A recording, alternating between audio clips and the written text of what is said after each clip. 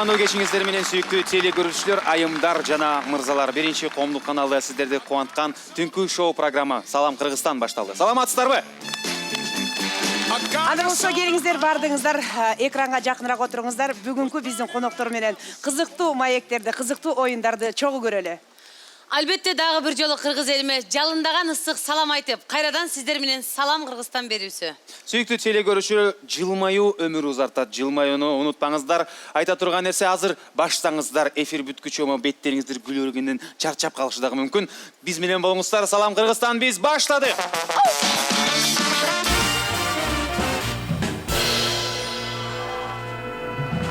Бүгүн кандай коноктор келери менен маалыматыңыз жокпу? Маалымат албетте бар да, маалымат жок. Кантип келесиң сен эмне? Маалыматты мындай билип алып келбейсиңби? Жок, маалыматты биз деле билебиз. Просто кыргыз элим үчүн бир жакшы бир маалымат жарыялап койбойсузбу? Бул маалыматты эми Санжар өзү эме айтсын, бирок мен четин айтып кетейин. Кыргыз Республикасынын эмгек сиңирген артисти келди. Туура, сүйүктүү теле көрүүчүлөр, бир колдоо, кол чабуулар жана алкышыңыздар керек болот. Биринчи коомдук каналда Салам Кыргызстан Түнкү шоу программасы бүгүнкү жумабыздын берүүсү өзгөчө кызыктуу болмокчу. Сыналга жакыныраак отуруңуздар, кадырлуу коногубузду тосуп алыңыздар. Эстрада жылдызы, мыкты таланттуу ырчы мырза, Кыргыз Республикасынын патриоту жана Кыргыз Республикабыздын эмгек сиңирген артисти Мирбек Атабеков. Салам Кыргызстанда, тосуп алыңыздар.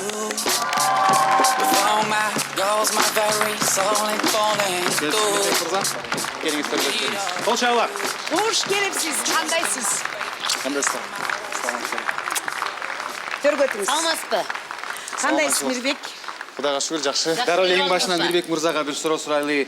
Мирбек мырза, мен сизди эми көптөн бери чоң сахнага чакырып жүрөбүз, эстрада ырчысы деп жүрөбүз. Деги эле регалийге көндүкпү? Эл артист, эмгек сиңирген артисти деп чакырганга көндүкпү? Жидагы эле мындай бир аз көнүмүш адат болбойт абы? Мага көнө элекмин, ачык айтсам.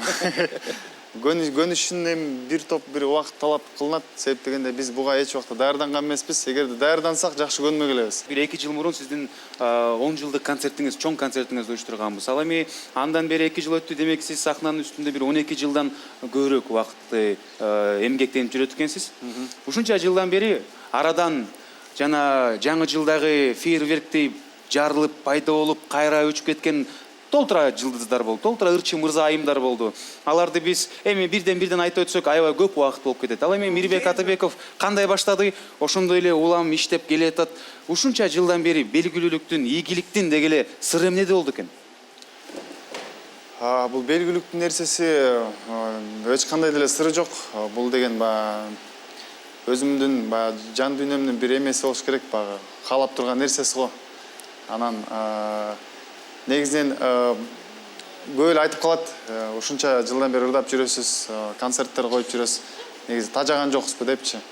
Мен айтам, негизинен эми тажаган учурлар болот, бирок сүйүктүү иш менен эмгек кылсаң, өзүңө жаккан жумуш менен алектенсең, бул бактылуулуктун белгиси демекчи. Туура, Мирбеким, мындай кылалы. Азыр баары элечи аракет кылат, баары эле белгилүү болгусу келет.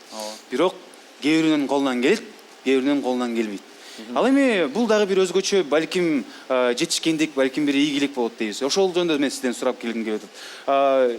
Кээ бирде колго бир дөөлөт келет, ийгилик келет, ийгиликтин артынан өзүбүз эле билгендей коштоп дагы көп жакшылыктар келет. Ошого чыдабай калышы мүмкүн, ошого кой берип алышы мүмкүн, ошого өзүн аябай чоң инсан сезип алышы мүмкүн. Жана жалпак тил менен айтканда жылдыз оорусу менен ооруп калышы мүмкүн.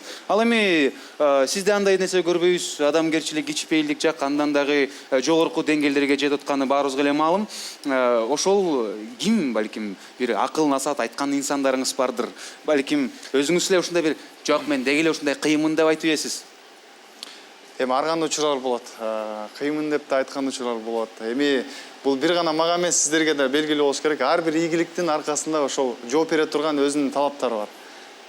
Баягы кээ бир канчалык өйдө көтөрүлгөн сайын ошончолук жооп беришиң керек болуп калат да. Ошончолук өзүнүн бир терс дагы таасир эткен нерселери бар. Ал да сиздерге белгилүү. Эми Кудайга шүгүр, эми бул нерсеге дагы чыдаш керек. Азыркы убактарда, азыркы мезгилде айрыкча. Мындай учурларда бири-бирибизге ийгилик эле каалай турган учур келди болуш керек деп ойлойм да. Биз чыгармачылыкта ийгиликтериңизди жакшы билебиз. Чыгармачылыкта болгон аракетиңизди, сиздин аябай мындай тырышчаак, мээнеткеч жигит экениңизди жакшы билебиз. Чыгармачылыктан бир аз алыстайлы. Сиздин чыгармачылыгыңызды сурай берип түпкүрүнө чейин жетейин деп калганбыз. Негизи мына айыл жеринен, таластын, ушундай эр азамат жигиттеринен болосуз. айыл турмушундагы тирикчиликке кандайсыз? Айыл турмушунда чөп чапкан, мал кайтарган, кой сойгон деген жигитке жетимише ыраазычылык кылат. Ушул жумуштарды аркалай аласызбы? Эми негизинен мен төрөлгөндөн кийин эле бала кездеги эң негизги кесибим бул ушу талаа жумуштары эле болчу. Ачыгын айтканда ырчылыкка чейин. Анан кичине баягы профессиямды өзгөртөйүн деп кичине ырчылык кесипти тандадым да. Эми бул жумуштарды кийинки муундарга тапшырып бердим. Тапшырып бердим. Азаматсыңар иштей бергиле деп анан ырчылыкка кетип калдыңыз, э? Ал эми деги эле ушул талаа жумушунда иштеп аткан өспүрүм жигит, аты Мирбек, ал кезде эч кимге таанымал эмес. Ошондой эле талаада жүрүп алып, кенен талаада ырдачу белеңиз? Ооба, албетте. Негизи бул баягы айлана чөйрөдө жаратылыштын таасири абдан зор деп айтсам болот да. Ырдачыңыз. Албетте. Көп чыгармачылык жигиттер мисалы үйлөнгөндөн кийин баягы бул ар бир эле ырчы жигитке маалым болуш керек. Көп мындай көрөрмандарын жоготот да, айрыкча көрөрман кыздарын жоготот. А бирок сизди байкашыбызча мынакей үйлөнүп, балалуу болуп, ушундай үй бүлөнү жакшы ата болуп аркалап келатсыз деле, сиздин такыр көрөрмандарыңыз башындагыдай эле. Мисалы Instagram баракчаларынан, ушул соц тармактардан көрсөк деле сиздики эң алдыдагы кетип аткан кишилердин катарын толуктайсыз да. Мунун себеби эмнеде? Кантип жоготпой келатасыз көрөрмандарыңызды? Негизгисинен көрөрмандар деген Мирбек үйлөндү болду деп келбей койгондор болбой атат? жок, балким андайлар деле бар чыгардыр. Негизинен бул нерсеге жанагы эле айткан сөз, тоскоол кылбаган адамдар бар да. Негизинен ушул үй бүлөлүк тиричиликти өз моюнуна алышып, баягы ырчылык кесипти тандаганын баягы билишип, ушул ата энем менен жубайым жакшы аракет жасап атат. Баягы мунун убактысын албай эле чыгармачылык менен иштесин, бунун түйшүктөрүн биз алалы деп ошол үйдөгүлөр жакшы аракет кылып атат. А биз мурдагыдай эле ошол эмгектенип келатабыз. Себеп дегенде ар бир эмгектин, ар бир кылган иштин үзүрү бар да. Албетте. Instagram баракчалар жөнүндө деги эле кеп баштап кеттик. Ушул учурда өзгөчө күндөн күнгө элдин кызыгын алган, аябай көптөгөн, ушул бизге маалым бир 3 миллиондой биздин колдонуучуларыбыз бар экенин, анын арасында белгилүү Instagram баракчалары Мирбек Атабековдуку. Бирок бир сурообуз бар. Эмнеге сиз анчалык эл катары көп сүрөт жүктөбөйсүз? Кээде жумалап сүрөт жок, кээде айлап жок болуп кетет. Балким бул Instagram баракча иштебей калдыбы деп ойлогондор да бар. Мунун себеби эмнеде?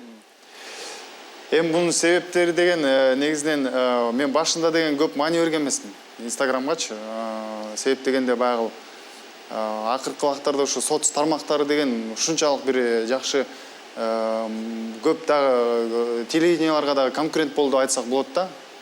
Мен ойлойм, бунун дагы келечекте чоң бир мүмкүнчүлүктөрү зор. Бирок көп маани бербегендиктен убагында бир айда, бир жылда деле бир сүрөт киргизип койчумун. Эми бирок азыр акыркы убактарда кичине маани бере баштадым. Акыркы убактарда көбүрөөк сүрөттөрдү жүктөй баштадым. Эми албетте баягы ожоктон эле эртең менен тиш жууганыңан баштап обед кылганга чейин тамактардын баарын тартканга андай шарт жок. Себеп дегенде бизде жана Назир эже айткандай эле тамактанганга да убакыт жок болуп калат. Ал эми күнүгө эле баягы ырдаган жерлерибизди, тойлорго ырдаганыбызды, записьтер жазганыбызды баарын эле ыргыт берсек деле анча-мынча кээ бирлердин баягы итиркегин келтирип коюшубуз мүмкүн. Ошол себептен баягы кичине өзүм да сүрөткө түшкөндү көп баягы жакшы көрөр эми. Дүйнө шоу бизнесин карасаң, ар бир ошол эле Россия ырчылары болуп, Америка ырчылары айырмасы жок. Жакын эле өлкө биздин боордош элибиз казак элинде дагы ырчылар чакырганда өздөрүнүн бир райдер деген балекети бар. Менин келишим үчүн 40 крузак, бир үй, жанында качалкасы менен деген өздөрүнүн сунуштары бар. Булар болбосо мен келбейм. Анын ошо менен чогуу эле өзүнүн гонорары дагы болот. Ал эми кимден сурамак элек? Мирбек Атабековдон сурабасак, биздин мындай эле ишенгени ырчыбыз сиз болсоңуз, райдер барбы сизде деге? Эми ачык айтканда, эми анчалык деле баягы чет өлкөдөгү ырчыларга салыштырмалуу эми биздики райдер жок деп деле айтып койсок болот да, салыштырсак. Эми анчалык бандай самолеттон түшкөндө 40 джип тосуп алыш керек, же болбосо айнек деген күн жакты карабаш керек. же болбосо мындай зумный паста керек, башка фирмада болсо болбой калат. Ушундай баягы каприздер бар да. Бизде негизги талаптар ушул 3 маал тамак берип, курсагыбызды ток кылып, жакшынакай таза жерге жаткырса эле. Анан кийин эгерде баягы барган шаарларды эгерде көрө элек болсок, ошол шаарларды көргөзүп, бир сыра экскурсия кылса, ошол бир райдер деп айтсак болот да. Мындай жалгыз чуукту мындай сындырсаң сынып калат эмеспи? А көп чуукту алып туруп сындырсаң сынбайт. Сиз жалгыз эле өзүңүз эле Мирбек Атабеков болгон жоксуз, туурабы? Артыңызда деген команда болот, Башка чууктар бар? Башка чууктар, керектери бар дегенде табырлашып кеткен. Мисалы, мейли, сизге мага джип керек, анан мындай комната керек, мындай паста керек эмес. Сиздин ордуңузга дагы сүйлөгөн кишилер барбы да, жаныңызда? Акчаңызды өзүнчө санаган телохранитель, водитель дегенде, шопур, дене сакчы, мындай жаныңызда чачыңызды жасаган ушундай жаныңызда кишилер жүрөбү же жалгыз эле жүрө бересизби? Негизинен жанымда жүргөн бир Сүйүн деген чоң жигит бар. Абдан жакшы бала. Дене сакчы. Ал ошол дене сакчы, акча эсептегич, ошол телохранитель деп айтсак болот. Ошол баардыгын өзүнүн мойнуна алган ошо Сүйүн деген жигит жанында жүрөт ар дайым. Мага келген маалыматтар боюнча Мирбек, сиз бир ырдын үстүнө жок дегенде, болбойт дегенде бир жылдап иштейсиз. Бир жыл мурун мисалы үчүн бир ырды жаңы угузсаңыз, бул ырды чыгарып өткөндөн кийин ал ыр радиого, сыналгыларга, эл алдына, концерттерге чыкканга чейин бир жыл өтүп кетет. Бирок ошого карабастан жыл сайын ырыңыз жаңыланып турат, жана кызыктуу болгону ар бир ыр хит болот. Мисалы үчүн мен билген боюнча Мирбек Атабеков ыр жазды, ал ыры бар болду, угулду, анан унутулуп кал деген ыр жок. Мунун сыры эмнеде? Эмнеге кечке ырды жазасыз жана кантип бул ырларды хит болуп кете турганын, элдин табитин таба аласыз? Рахмат. Негизинен мен ушул 20 жаштан ашкандан кийин баягы 30 жашта үйлөнбөгөн байкелер айтып калчу эле да. Азыр убакытың болгондо эгерде сүйсөң үйлөнүп ал деп. Себеп дегенде ушу 30га жакын аябай бир тандашыңда кыйын болуп калат депчи. Бул сөз бир гана ушул жубайыңа болгон келечектеги баягы тиешелүү эмес экен. Бул ушул ырга да ушундай мамиледе болуп калат экенсиң да. Башында кичине эле бир жөнөкөй эле ойнолуп калса эле, кулакка жакшы угулуп эле ырларды жарата берчик, бирок азыр дагы негизи ырдын да жагышы да кыйын болуп калат экен да. Убакыт мененчи ошо көп талап, ошол баягы талапка мажбур болгондуктан баягы ырлар дагы ушинтип бир жылдап созулуп кеткен да учурлар болот. Ал эми ошол ырлардын ичинен эле эң көп убакыт алган ырыңызды айтып берсеңиз. Көп убакыт алган ыр азыр чыга элек. Деги эле ушул. Себеп дегенде Ошол ырыңыз дагы эле чыга элек азыр, 6 жыл мурун эле чыккан, бирок ошол ырды чыгара элекмин дагы деле. Жанагы Кайсы ыр бул, 6 жыл мурун балким бул негизи религиозный, ушул пайгамбарыбызга арналган чыгарма. Ушул ырды негизинен чоң жоопкерчиликти талап кылат. Себеп дегенде бул мааниси дагы, буга дагы сын пикирлер да көп пайда болот. Ошондуктан азыр дагы иштеп жатабыз. Ал эми жана биринчи клип болуп, булуттарда тартып, таң башта үйдүн үстүндө тартылган күндөр жаңырат. Бул алгачкы элдер Мирбек деп билип аткан учурларда жаралган бирлерден бири да, адашпасак. Канча убакытта жазылды ушулар? Күндөр жаңырат. Күндөр жаңырат деле бул 2 жылда жазылган. Бул ыр даже ошо Арсен досума да бергем бул ырды. Арсен деге күндөр жаңыратты.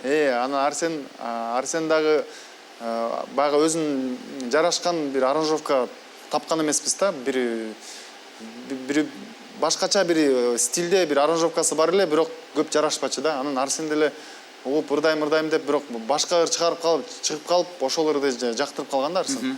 Анан бул ырды да кийин иштеп атып, баары баягы өзүнө жараштуу баягы көйнөк, үстүнө кие турган көйнөгү табып калды деп айтсам. Өзүңүз ырдадыңыз, Деги эле келаткандачы биз кесиптештер менен аябай тартынып атканбыз да. Кээ бир ырыңызды айтып калдыңыз, досуңуз Арсен ырдайм деп ырдабай калган, андан соң башка ырдады деп туруп. Бирок көп убакыт эмес, биз мурун ар дайым айтып жүрчүк, эмнеге биздин ырчылар ушул казактан келген ырчыларды ырдашат депчи. Бирок бизди кубанткан нерсе, акыркы жылдарда канча ырыңызды казактар ырдап атышат, казак бордош туугандарыбыз ырдап атышат. Кандай деги эле эмемен ырдап атышат булар? Айтып ырдап атышабы, айтпай эле ырдап атышабы? Сизди казак эли кандай тааныйт? Биздин бордош жерибизде алардын эстрадасында ордуңуз жөнүндө айтып берсеңиз. Эми көбүнчөсү ырчылар ошо чыгармачылыкка тиешелүү адамдарды баары эле тааныйт экен. жөнөкөй элдин баары тааныйт деп айткандан алысмын. Эми бир 100% элдин ичинен бир 10% тааныйт болуш керек деп ойлойм. Деп койдуңуз. Себептен ошо 10% кыргыздар деп коебуз. Тамаша. Бирок көбүнчө ушул бир альбомго жакын 30га жакын ырларды ырдап чыгышты. Баягы эң эле популярдуу болгон ырлардын баарын эле ырдашты. Жакында эле бир тааныш дагы бияктан Нурлан Мамакеев деген биздин байкебиз бар да. Казакстанга да продюсер болоюн деп атыптыр. Анан Мирбек ырларыңдан болсо эски ырларыңа бир карап көрөлү деп карап көрсөк, бир дагы калбай калыптыр мындай. Жакшы кото болгон ырларчы. Ооба. Бул суроону деги эле бизге биздин ушул көрөрмандарыбыздан бири шаарда өзүнүн кызматын өтөп машина айдап жүргөн бир байке аябай күйүп сураган болчу да. Сиздин 10 жылдык концертиңизге барып тура албай экен. Сахнадан Атай Кунбаевдин Күйдүм чок деген ырыңызды угуп тур. Эмнеге Мирбек сахнадан ушунча сонун ырдады, бирок кийин чыгарган жок дейт. Күйдүм чок деген ырды. Ой булбул деген ырды. Ой булбул. Эми бул ырды деген мен негизинен биринчи жолу ушул жанагы ресторандарда ырдап жүргөндө Бак Шатынов деген биздин агайыбыз бар. Мен билесиз да, Бак Шатынов агайыбыз менен Бактар Токторов байкебизди, ушул Актан Исабаев байкелерибизди абдан кумир катары тутам да. Ошол маалда келип бир ырдап кеткенде ушунчалык бир суктанган болчумун да. Ошол ырчылык чеберчилигине, ошол ырды аткаруусуна абдан кийин дагы дос болуп, аркасынан дагы жүгүрүп, байкебай деп ушинтип баягы концерттерине да барып, угуп, баягы үйрөнгөн убакыттар болгон. Негизинен кээ бир ырлар бар, чын эле записке караганда ошо жандуу үн менен ырдасаң жакшыраак чыгат да. Анда мүмкүнчүлүк колдонуп азыр ырдаталы? Ой булбулду. Ооба, мен да ушу гастролдо сизди көргөм, комус менен. Анан кийин ушунчалык ошо ой булбул ырдаганда бир гана мындай аябай сүрдүү болуп, бул ыр аябай эме го, классикага айланган. А сиз болсо мындай тамаша болупчу. Ой булбул деп бир ушундай элдерди тартасыз сахнадачы. Ошол образда кайра аткарып бере аласызбы азыр? Телекөрүүчүлөр жана күйөрмандар, Мирбек Атабеков сиздер үчүн жандуу үн менен Салам Кыргызстанда ой булбул ырдап берет. Кол чабуулар жаңырсын. Комуз болсо жакшы болмок эле да. Чиңгили. Сиз чиңгил деп туруңуз анда.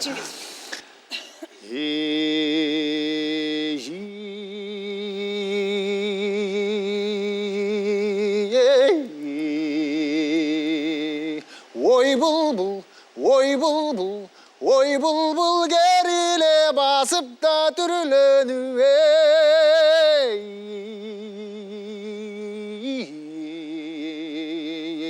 келишип кана жыпарай гүллөнүп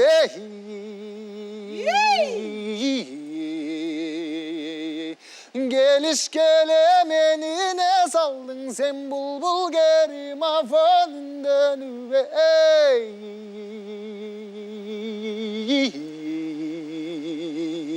ой бул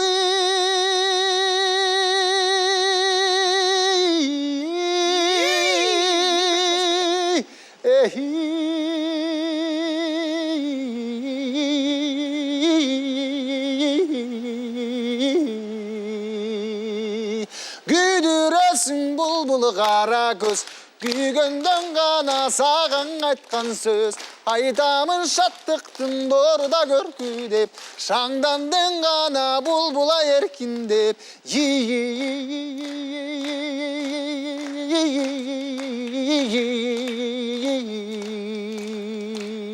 Ay barakelli. Ne degen керемет Комустун кереги бар жок экенде. Жүрөктөн чыккан сөздөр. Өзүм ичинен эле Жүрөктөн комус чыккан ыр жүрөккө жетет дейт.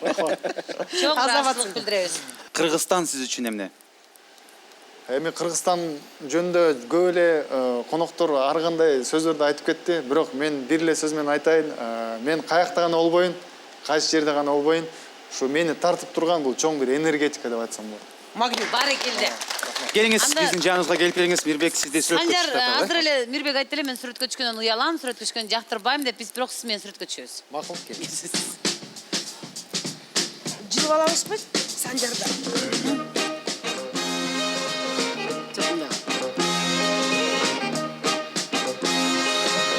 Жылдыздуу селфи Салам Кыргызстанда сөзсүз түрдө Инстаграмда, социал баракчаларыбызда сурооңуздарды калтырсаңыздар Мирбек мырза өзү жооп берет. Анда эмесе эми сизди сахнага чакырып оюнга катыштыралы. Эми бүгүн Мирбек мырза, эми сизди чакырган соң ырдатканга кажет деле жок. Ал жактан эч кандай сизди сынай турган биздин деңгээлибиз жете элек. Бийлетели десек мурункуларындай бийлеткенбиз. Эми мунусунда сизде азыр жигитке 70 ыраздык калат дегендей бир башка тармактан талантыңызды текшергүңүз келип турат. Сүрөтчүлүгүңүздү текшергүңүз келип турат. Кол чаялар жаңырсын.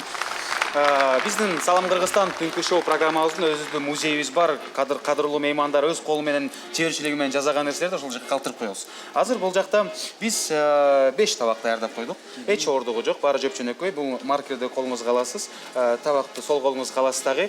Башка коюп туруп мындай сүрөткө тартасыз. Башка коюппу? Бирок сүрөткө тартканда жөн эмес. Гүлжайын айым бир нерсе тарттырат, Назира эжекке бир нерсе айтат, биз айтабыз.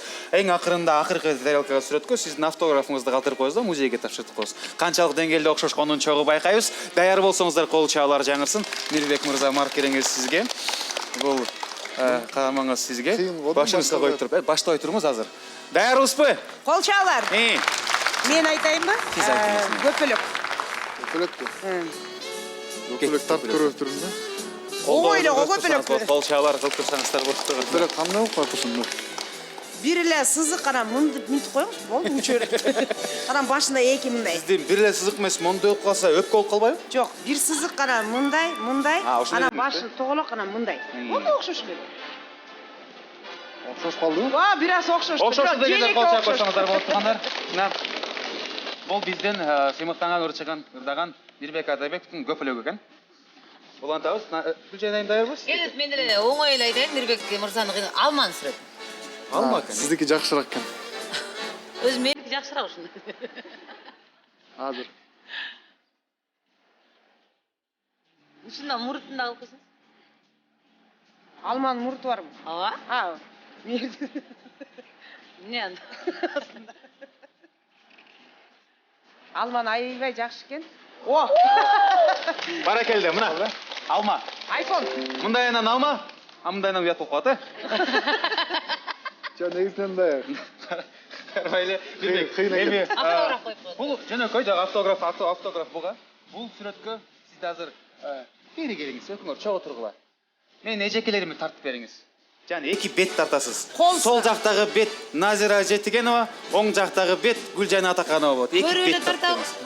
Жок, башка коюп тартасыз. башка кыйын болуп калат керек. Ошон сон болуп атпайбы? Эжелерди таарынтып албайбы деп атам да. Биз таарынбайбыз. Ой, мени Айчүрөк эже дагы ушундай сон Элдерге таарыныш таратылгандан кийин эжекелер келген да. Мындай туруңуз. Азыркы жаштар мындай го. Кандай болуп калат эми? Оозун окшоштурсаңыз болот, жакшы. Башка тарелкалар жокпу? Бирөөсү жаганда. Бир тарелкага батпай атабызбы? Назира эже монтип турса кичине. Жок, биздин оозубуз Баштарына эле тартсаңыз. Азыр кичине бир карап алайчы. Точно. Бир карап алайын. Югурабызды тарта турган жок. Мынтип алтырып батпай тартайт. Кандай болуп калды азыр биригиз Кандай эле карап тартып. Жок, андай эмес. Андай эмес, Мирбек. Түшүнбөй калдым мен эмнени тартканымды. Жок, туура эле жылан тартып атасың. Анда мындай кылалычы. Эме Мирбек, эми сизди мен туура түшүнөм. Бул эки эже бир тарелкага батпайт экен. Ооба. Эки тарелкага тартыңыз, Мен кармап берип турам сизге. Эки тарелкачы мындай кылып. Ушундай кылыппы, Эки Анда оноо мындай тартсаңыз. кылып, биринчисин андай. Могу Гүлжайынга окшошту, Жок, бул кичине Өзү айтпады, жылан айтпады. болуп калды. Анда Мен коб. баягы окшоштуруп кое бериңиз, анан немесин комментарий кылабыз да. Кандай болуп калды бул, түшүнбөй калдым мен. Бул ооз окшойт ошондо. Бул жана баш тартып койсоңуз, точно Гүлжайын болуп калат. Жок, кыйын болуп калчу. Бош табак берели сизге. Мындай эле көрүп тартып коем, кандай дейсиз? Андай болбойт. Мейли. Мындай кылайын. Ай, тартады. Бол, бир табак жөн эле кетип калбады, туурабы? Жөнүн кылтырбай штраф кылалы, эми тарткыча ырдаңыз Мирбек мырза. Ырдагыча тартыңыз. Аябай карап атат, аябай тартат. Эме Мирбектин көзү колунда экен. Ой, это. Окшоштур. Карабай туруңуз. Бул Гүлжана деди. Эми Назира тартыңыз. Окшоштур. Сен экен. Мирбек байкем ырдап тартыңыз. Эми мени тартат. Сизди карап тарттыр го. Мени карап атасың? Ана эми мени тартып атат окшойт. Сиз бияк тарап турсаңыз? Ырдаңыз. Мирбек мырза ырдаңыз. Ырдап Ыр керек болот, ыр. Сени гана Seni gana Yüreğimden çıkan sırların Kubandırıp durabın Mahabattın suyurların Sağa gana arnayı Ay, мен укмуштарда да бир болду. Жата болбой калды. Кана. Болбой калды. О, ең соны окшоштур. Сондар, мына. Назира Жетигенова. Гүлжайна Атаканова. Гүлжайна эжеке, караңызчы. Кана? Мурдуңуз оп-окшош болуп тур. Көрдүңүзбү? Мурдуга экен байкадыңызбы? Монун баары мурун. Жок, мына бул башым, мынакей башым. Бияктан эми. Могу мурдум, Бул ошондо Назира жолду да.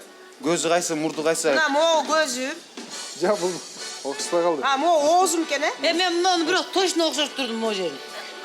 Мындайдан аңтаралбы? Мындайдан экен да көрсө, карасаң мына көзү, оозу, бул чачы. чачым экен. Могу эмне болуп калдык? Ошо көз болчу бияка. Мен үч көздүү болуп. Бул мындайдан экен ошондо. Чачы назыр, мурду, Мурду. оозу, буту. Могу мурдуң экен. Мурдуңуз кана кичине грипп болуп калыптын да, алып калды да мурдуңуз. Баракелде. Муну мындайдан кармап турсаңыз, мындайдан кармап туруңуз. Баарын көргөзүп алалы, бала аттыны дагы. Эме тармаңыздар, Жана албек эле. Биз эстеликке автограф берип. Сизден автограф болуп эмеге алып коелу. Мирбек Атабеков деп датасын коюп койсоңуз болот бул жака. Биз муну үйгө алып барып коебуз.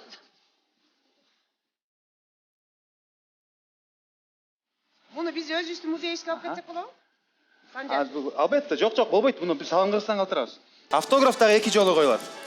Ал эми бул азыр элге жана тойдо, концерттерде жакшылык болгондо Мирбек Атабековдун автографы мындай болот. Ал эми Мирбек мырза дагы эле шартка байланыштуу башына коюп автограф койсо кандай болот экен жогу текшеребиз эми. Кандай болуп калды ушунда?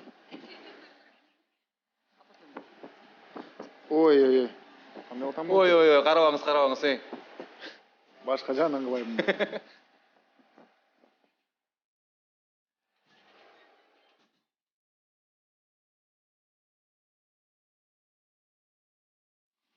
Салам Кыргызстан Түкү шоу программасы жылдыздуу коногубуздун ойуну Мирбек Атабеков эки автограф болду. Мына. Көрдүңүздөрбү? Сонун окшошту. Мындай карасаң каалаган атты окшоштуруп койсоңор болот. Санжар Мыкыев деле жазып койсоңуздар да болот экен. Мирбек Атабеков, салам Кыргызстан. Мирбек мырза, биз сизди кургул кетирбейбиз. Аябай аракеттендиңиз. Биз муну эң кымбат баалуу белектерибиздин жанына коюп рамкага салып дуалга ээлеп Муну алмакчыбыз. деген Францияга да апарсаңыздар болот. Болот. 10 жылдан кийин аябай кымбат болот. Анда сиз бизге келген сайын эми кургол кетирбейбиз. Куттуу үйдөн кур чыкпайт деп сизге жашнакай Ата кондитерлик фабрикасынын таттуулары менен сыйлайбыз сизди. Үйдөгүлөргө устуйт коюңуз, сөзсүз түрдө мунун баарын сизге жана элдин шоусу сыяктуу көргөзүп туруп анан алып албайсыз, чын эле алып кетесиз баарын. Бирден албайсыздарбы? рахмат. Ой, пейлиген айланайын. Сизге эркин микрофон, анда эл журтка кайрылыңыз. Чоң рахмат белектериңиздерге. Ушул Салам Кыргызстан долбооруна ийгилик каалайбыз. Жана ошондой эле жалпы жамаатына ар бириңиздерге бакыт каалайбыз. Бар болуңуздар. Жалпы кыргыз элиме салам айтамын. Аман болуңуздар. Бизди көрүп жаткандарыңыздарга чоң рахмат сиздерге. Бар болуңуздар, барыңыздарга жаркын маанай тартуулаймын. Элибизде ар дайым тынччылык болсун. Чоң рахмат. Чоң рахмат сизге. Кайрадан көрүшкөнчө жакшабыз. Рахмат. Мирбек Атабеков кол чалайын атмакчы.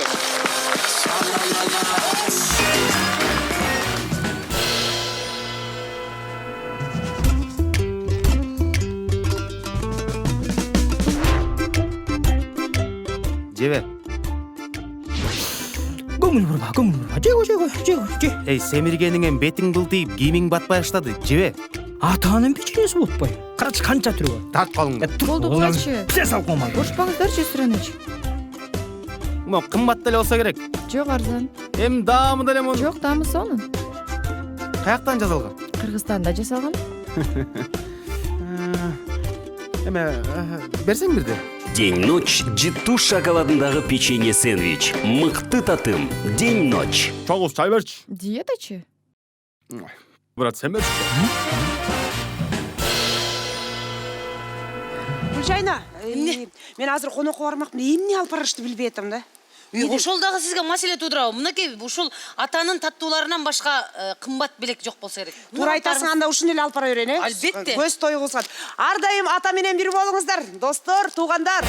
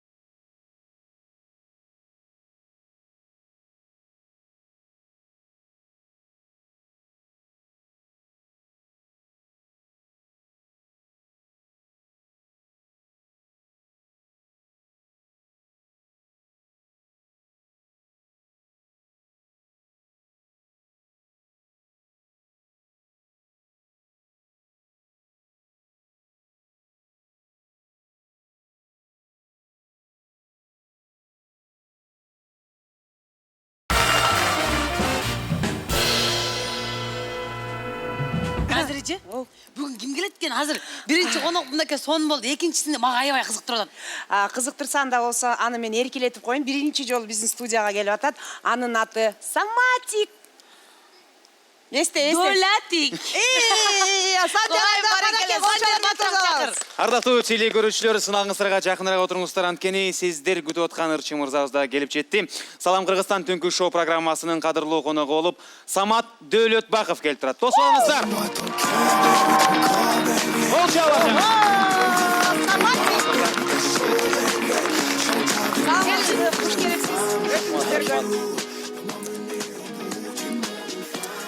Кандайсыз? Жакшы келип алдыңыз. Жаркырап, немеле май айында, жай айында ушинтип жаркырап бизге кирип келдиңиз, э? Кандай жакшы келип алдыңызбы? Аман эсен. Маанайларыңыз кандай? Сонун. Өзүңүзгө сакалыңыз тарас сон болуп калсыз. Рахмат чоң. Мен ошол 2 жылдан бери ойлонуп жүрдүм элем ошол күнде эртең менен турам да карайм да ошо алып калтырсам алып койсомбу деп жана Жок, жок, жок, албаңыз, сөздөрүңүздөн албаңыз. кийин минимумда бир 2 жылга Албаңыз. Өлө сон Рахмат. жарышат. Самат мырза, өзүңүз байкагандай эле бүгүн биринчи эфирибизге дагы экинчи коногубузда, биринчи коногубуздагы канча жылдан бери тээ илгертен баштап чоң сахнага кадам аттап эмгектенип жүргөн ырчы мырзаларды чакырып келдик. Бизге келген маалымат боюнча азыркы ушул учурдагы сахнада ырдап аткан, теле аркылуу кайрылып аткан көпчүлүк тааныган ырчы мырзаларга, ырчы айымдарга караганда сиз мурунураак баштагансыз адашпасак, тээ жаш кезде. балакай кези убагында. Псевдоним анда балакай болчу адашпасак, Ооба. балакай болуп ырдап кезде. Ошол кезден баштап эле кепти баштайлы. СССР кезинде СССР кезинен баштап. Брежневди көрүп калгам. Ай, 2004-2005 жылдары 2004-2005 жылдары. Жаңылбасак, э? Ооба, туп-тура айтасыз. анткени сиздин аябай биринчи көрөрмандарыңыз биз болчук. Чоң рахмат да. Мен да силердин көрөрманыммын. Билесизби, ошол убакта 2004-2005 жылы биз мен өтө эле жаш болчумун. Эми азыр деп өтө эле кара деп айта албайм, бирок Ал кезде андан да жаш болчуңуз. жашыраак болчумун. Анан аябай кызыктуу убактар болгон. Ал убакта конкуренция азыраак болчу, жаш жырчылар азыраак болчу. Ошон үчүн биз бир аз эми ошол ырларды, ошол чыгармаларды азыр окусам, ошондой эле күлкүм келет. Кантип ырдап чыккам депчи, бирок тем не менее ар бир нерсенин өзүнүн убактысы бар экен. Ошон үчүн ошондон улам, мынакей азырдай, мынакей 10 жыл өтсө дагы мындай сахнага тийип, качып келип деп мынакей отурам. Деги эле убагындачы, биз бүгүн сизди эфирге чакыраарда, даярданып жатканда архивдик видеолордун баарын карадык. Кыргыз эстрадасында сахнада алгачкы деги эле эпатажга көңүл бурган, пафоска, мындай кооздукка, өзгөчө оригиналдуу сахна костюмуна басым жасаган ырчы болуп сиз баштаптырсыз.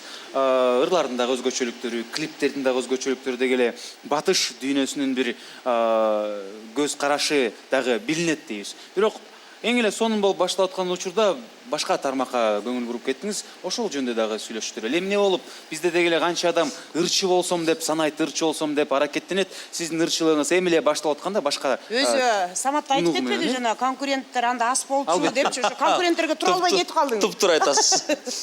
Туп-тура айтасыз.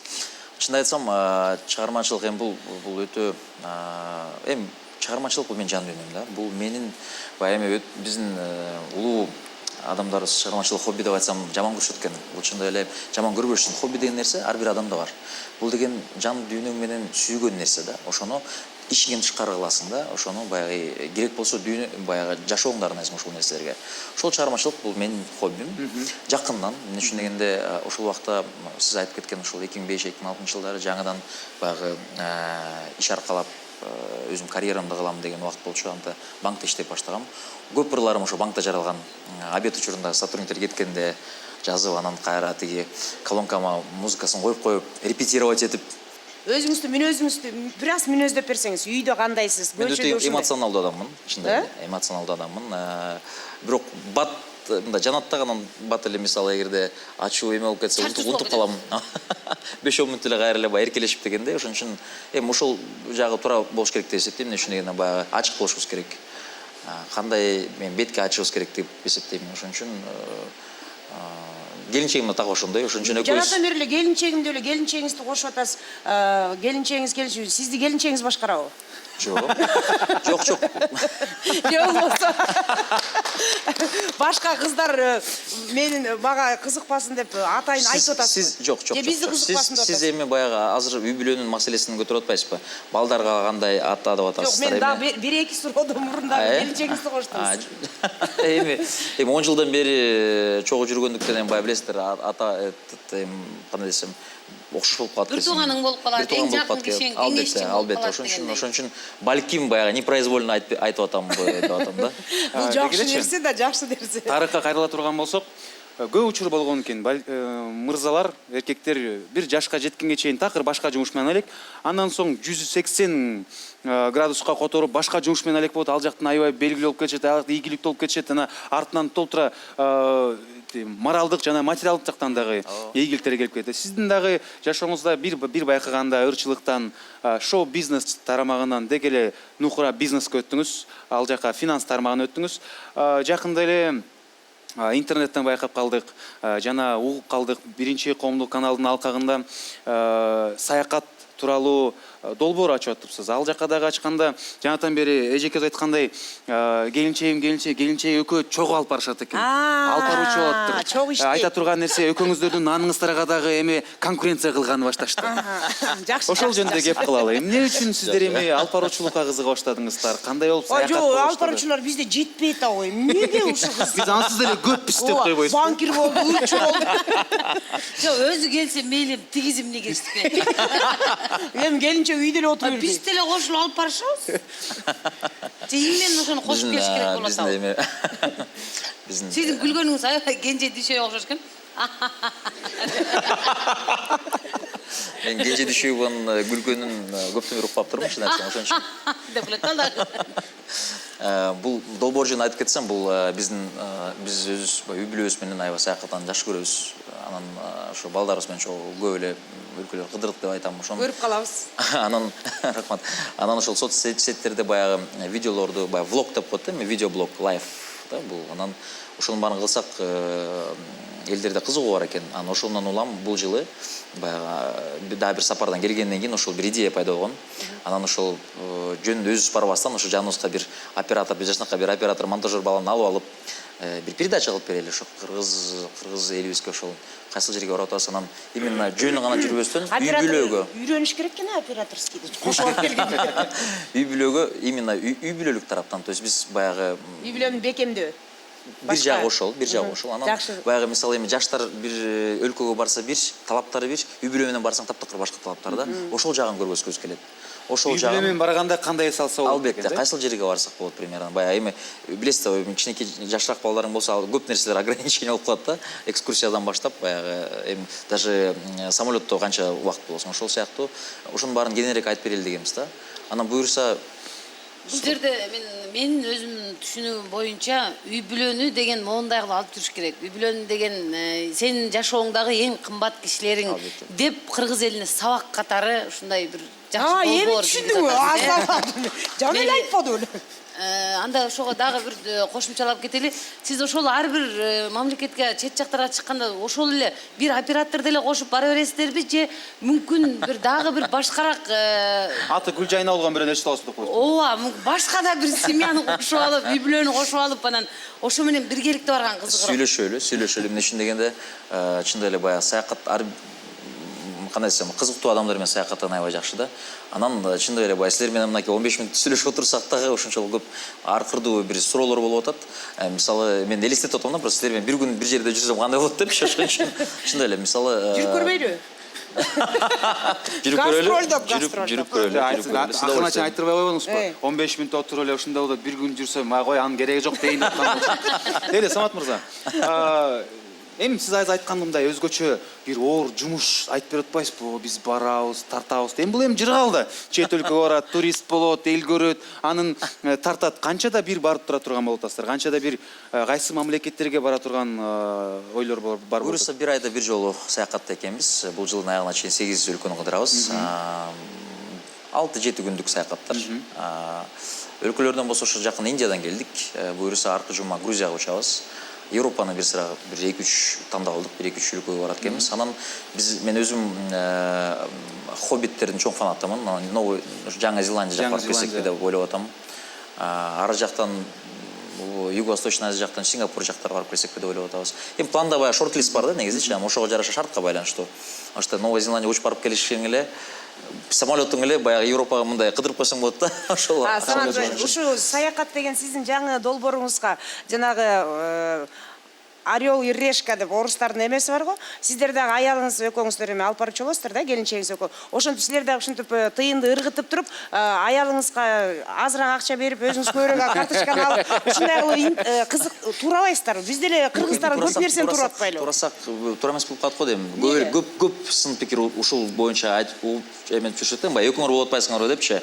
Анан бирок биз өзүбүз деле баягы жашоодо, мисалы мен өзүм баягы кандай десем, баягы эркектер негизи прагматик болот го.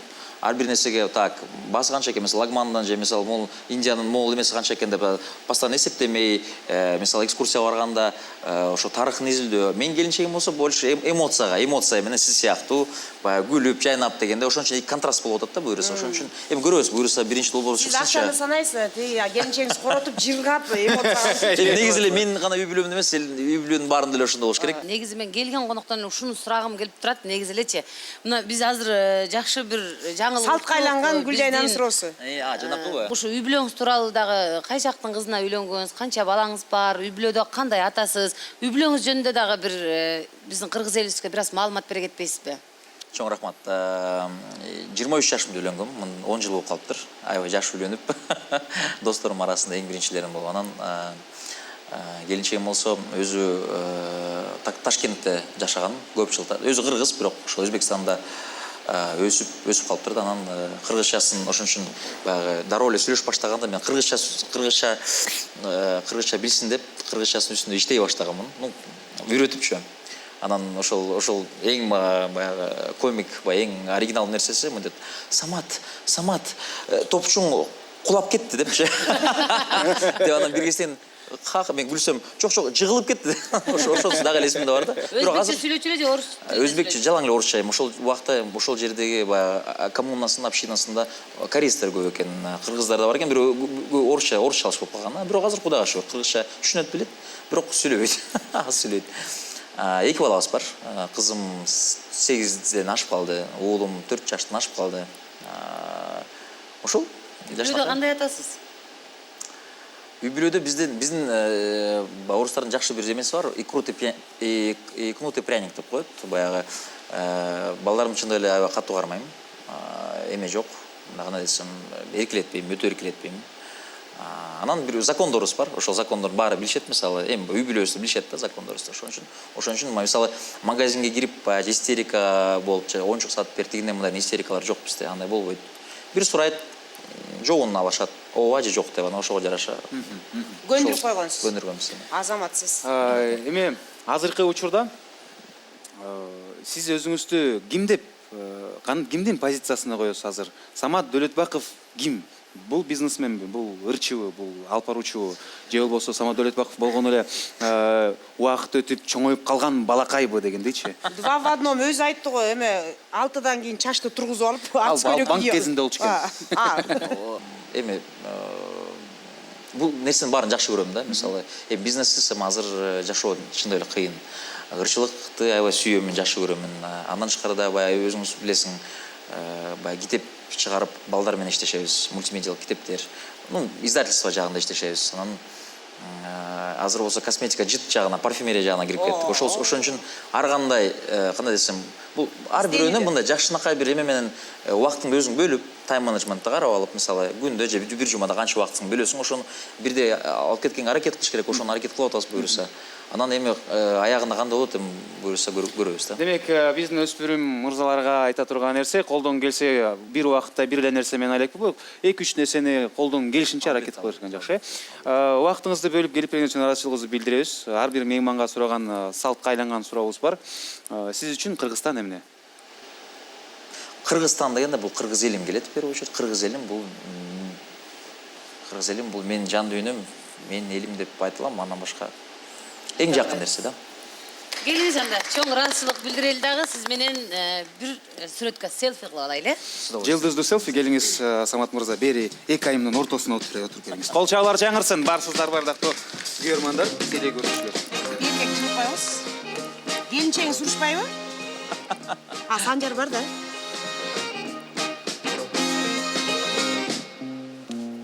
Чоң рахмат. Сүрөт тартылды. Эми ортого чыгып берсеңиз, мен сизди оюндун шарты менен түшүндүрүп өтөйүн. Деги эле, албетте, сиздер да керексиздер. Бүгүнкү күнү сиздер менен Самат Дөөлөтбаковго каршы Салам Кыргызстан таймашат. Эч оордугу жок, баары жөпчөнөкөй. Эми биз жөндөн-жөн сиздин түрдүү тармагыңыз жөнүндө сураган жокпуз. Эми кол чеберчилигиңиз кандай экенин текшергибиз келип турат. Биз сиз үчүн түрдүү түстөгү камырларды даярдап койгонбуз. Ошол камырдын жана сөздөр бар. Ошол сөздөргө жарашыктуу бир нерсе жазайсыз. Сиз жазаган нерсеңизди Гүлжайна айым жана Назира эжекебиз табыш керек. Булар билбейт. Бул оюнду биз командабыз, автордук долбоо командабыз менен даярдаганбыз. Сиздер билбейсиздер, алып баруучуларыбыз дагы билбейт. Баары жөпчөнөкөй, баары оп-оңой. Жалаң эле Санжар билет. Ошондуктан азыр биз реквизитибизди даярдайбыз, андан соң таймашыбызды баштайбыз. Кол чаялар жаңысын. Аны эмесе телекөрүүчүлөр, реквизитибиз даяр. Шарты менен түшүндүрөтөлү. Самат мырза бул жакта түрдүү түстөрдөгү пластилиндер даярдалган. Карточкабызда сөздөр бар. Биз бул сөздү сизге көргөзөбүз жана телекөрүүчүлөргө көргөзөбүз. Сиз ошону кандай түс менен кааласаңыз жасайсыз. Жасагандан кийин биздин жардамчыларыбыз, кесиптештерибиз аны табыш керек болот. Башка ордугу жок, баары жөпчөнөкөй. Биринчи сөз менен баштайлы. Бул сөз. Мен ошондой пластилиндин баарын алып туруп Каалаган түстө колдонсоңуз болот. алам, Аласыз. Так, бүгүн тырмак кетет экен да, значит, Жок, бул андай анда мен сонду жумшак. сонтурбай. 1, 2, 3 баштадык кандай эмесе. Камырды өзгөрүп айтат. Камырды бияк айтса болот ба? Мен уже фарш иштей баштаган эле. Анда мейли мантыдан белдик, манты кандай болот экен көрөлүчү. Сиз манты самадырга күндө манты жасап атат, туурабы? Мына могу эт, мына бүрөңдөй. Ал көз. Ал берсе болот. Сенки мындай эме жылчыгыраак го, мындай ал береличи. Сенче мейли эме болсун. Мына сенин көзүң. Фруктулар менен болсун, мынакей. Мындай кылып, ана кандай болчу? Мындай эле? Ооба. Окучу? Во. О, кол чаап койсо, муну камыр жайылганда эле башталган. Шилекей. Молодец. Манты. Эт менен, жусай менен дейт, бул манты пластилин менен. Манты с пластилинден семирбейсиңер тогон, мантыды жегиле. Самат Дөөлөтбаков сиздер үчүн кол чаялар жаңысын. Самат мырза, чоң рахмат. Өнөрүңүзгө жана албетте эле алтындай болгон убактыңызды бөлүп келип бергениңизге кур кол кетирбейбиз, белегиңизди алып келели. Рахмат. Чоң рахмат. Бүгүн бизге жакшы маанай. Ушинтип элдер эсиңизде болсо, эгерде бизди Салам Кыргызстанга чакырганыбыз, Инстаграмда сиздин дагы эле күйөрмандарыңыз бар экен. Ошон үчүн ырды таштабаңыз. Мынакей Самат мырза, биз сизге деген биздин Салам Кыргызстан берүүбүздүн башкы демөөрчүсү Ата кондитерлик фабрикасынын таттууларын белекке беребиз. Келгениңиз үчүн дагы бир жолу чоң рахмат. Чоң рахмат. Сизге эркин микрофон. Чоң рахмат. Кыргыз элим аман бололу. Ошо май айлары баарыбыз үчүн жемиштүү айлардан болсун. Буюрса бул жыл дагы өтө жакшы жылдардан болсун. Ар бирибиздин үй бүлөбүздө тынччылык, бакыт болсун. Чоң рахмат. Чоң рахмат сизге дагы атайын убактыңызды бөлүп келип бергениңиз үчүн чоң ыраазычылык билдиребиз. Ишиңиз илгери болсун. Ылайым дүйнөнү багындырган биздин ушундай бизнесмен байкелерибизден болуп жүрө бериңиз. Салам Кыргызстан түнкү шоу программасында Самат Дөөлөтбаков.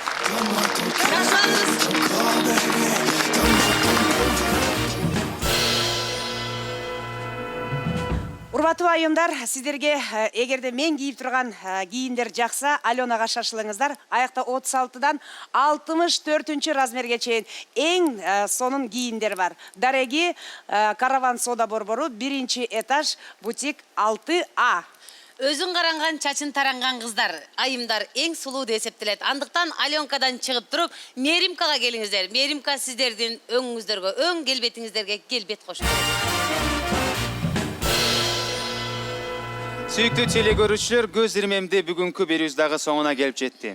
Биз сиздер менен коштошпойбуз. Кайрадан амандашканча эсен туруңуздар. Бизден эч качан алыстабаңыздар. Эмки жумада будан дагы кызык кылганга аракет кылабыз. Бар болуңуздар, аман болуңуздар деп биз сиздер менен кайрадан коштошобуз. Кийинки жумада көрүшкөнчө саламатта туруңуздар. Сиздердин кызматыңыздарда Салам Кыргызстандын алып баруучулары Санжар, Назира жана Гүлжайна. Көрүшкөнчө сак саламатта калыңыздар. Салам Кыргызстан!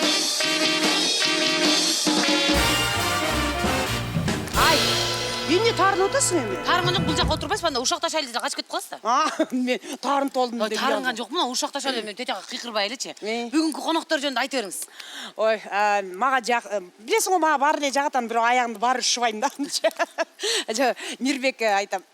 Мирбекти жана айттым го, сен өзүң келбетиңен эмне жагып турса, баары эле жагат деп красавчик деп кой. Өлө издеп атам да, ошо кемчилигин айтабы десем айтпай койду. кулактары мондойраак койчу. Жок, кулактары кичинекей мындай. мындай. Эме маймыл мартышкалардын Жок, жок, биздин кулактарды аркараак аныкымда алдырактай коюп. Анан кийинчи мен атайын ошо Нурлан Насипке басым жазап, эмнең жакпайт десе, тишин айтат экен десем, тиштерим мындай кыйшык-кыйшык. Жок, кыйшык болот. Анан үйдө мындай эме пикир келишпестиктер болгондо кимиңер биринчи жазыласыңар десем, меники туура эмес болсо дагы аялым сүйлөйт, келинчегим сүйлөйт деп. Ай, аны Самат айтпадыбы? Ой, Мирбекти айткан. Экөө оппокшуш эмелер келип алыптыр. Тим эле мен үйдө мен туура эмес кылып атсам да биринчи аялым кечирим сурап, ушундай туура эмес кылып койгондой болбодуңбу деп айтат атпай. Мен аялын жакшы эле тааныйм. Кимди? Мирбекти кимди? аялы киши өзүбүздөн эле. Өзүбүздөн эле койчу. Ооба. Жок, мен деле аны жакшы эле тааныйм. Ошондой болуп кеттиби? Ошондо да бирди төрөгөндөн ошондо да любой эле. А тиги Саматты уже эме өлө мактанчак экен, Саматпы? Ооба. Жок, мага жакын да оор басырып эле. Саякатта жума сайын дейби, эмне ай сайын дейби? Бир ай сайын дейби. Бир ай сайын саякат. Акчаны каякта бар экен, а? Өзү банкир болуп атпайбы? Банкир Жок, болсо мага эң ошо барып чачырып. эмнеси жакпай калды дебейсиңби? Өзү үй бүлөсү менен, бала чакасы менен, аялы менен барат экен да анан кийин мындай аябай чоң иш кылып аткансың эле. Ооба, бир жылда 8 өлкөгө барабыз деп эле. Баккенге согушка бараткан эле сүйлөп берет экен. Жыгап келет даяктан. Жок, жанына байкуш кылып бир операторду кошуп алат экен, өзүн жалгыз. Аны деле аялын кошо албайбы, туурабы? Ошо да. Ал экөө жыргап турда бир оператор жанды. Тоо, мактанчагыраак экен, Жок, мага эмеси мактанбай эле сүйлөгөн оор басырыктуу эле жакты. Бирок жана аялын жанына ээрчитип алган жаткан жок.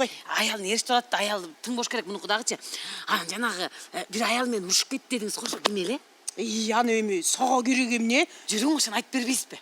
Жүр анда бияктан эфирде бияктан айтып берейинчи. Кызык болуп атпайбы? Ким менен урушты деп? Тиги духу жетпей калган эмеспи?